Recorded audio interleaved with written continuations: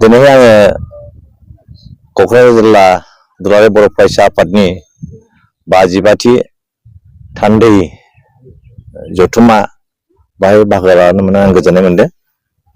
दिनैसिम आं दुलाराय बर' फरायसा आफादनि बेबायदि थान्दै मेलाव बाहागो लानो मोनैया गोबावसैमोन। दिनै बेसेबांबा 17-18 बोसोरनि उनाव आं बाहागो लानो मोनना गोजोननाय मोनदों।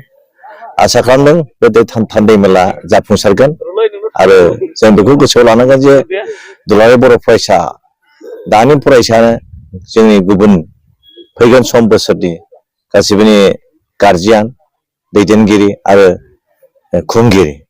दा ओंखायनो बे दुलाराय बर' फरायसाफोरा जेसेबां जोंनि फरायसाफोर दं बिसोरनि दायथ'आ जाहैबाय गाव गावखौ बे संगठनाव थानानै फरायनानै गोख्रों खालामनाय, शिक्षा दीक्षायैनो हक फिजिकेलि हक गोख्रों खालामना लाखिनाय आरो गावनि जे सेन्टिमेन्ट गावनि एटिटिउडखौ मटिभेट खालामनानै जोंनि फरायनायाव नांथाबनानै थानाय बेखौ आं लुबैयो आरो बिदि जानांगोन।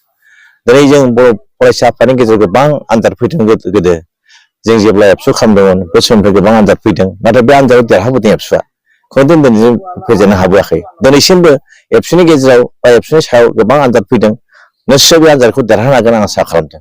मानोना दुलाराय बर' फरायसा आफादनि थांखियानो जाहैबाय गावखौ मोजां खालामनायजों लोगोसे जाथिखौ फोथांना लाखिनाय, जाथिनि थाखाय खामानि मावनाय आरो जाथिखौ गोजौ फारसे दिखांनाय आरो दिखांनायाव दिनै दुलाराय बर' फरायसा आफादआ साक्सेस जादों आरो आसा खालामदों बाखि थानाय खामानिफोरखौ बे एबसुआ गोख्रोङै मावनानै साक्सेस जागोन आं बेखौ आसा खालामो।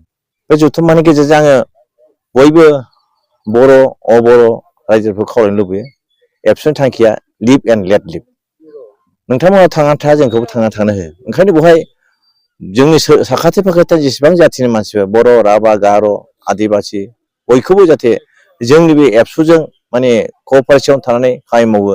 माने एबसुनि थांखियानो बयखौबो फोथांना लाखिनाय, जोंबो थांना थानाय। ओंखायनो बयबो रायजोखौ खावलायो एबसुखौ सहाय खालाम आरो एबसुखौ खावलायो एबसुआ धैर्य सहकारै खामानि मावनानै गासिबोनि आनजादनिफ्राय बारग'नांगोन आरो जोङो साक्सेस जानांगोन। क'क्राझार जिल्ला दुलाराय बर' फरायसा आफादनि 52थि थान्दै जौखोन्दाइ सानथामनि हाबाफारि लानानै बे जर'से गेवलां फोथाराव खुंनो लाहार फाहार जाबाय। दिनैनिफ्राय जागायगोन।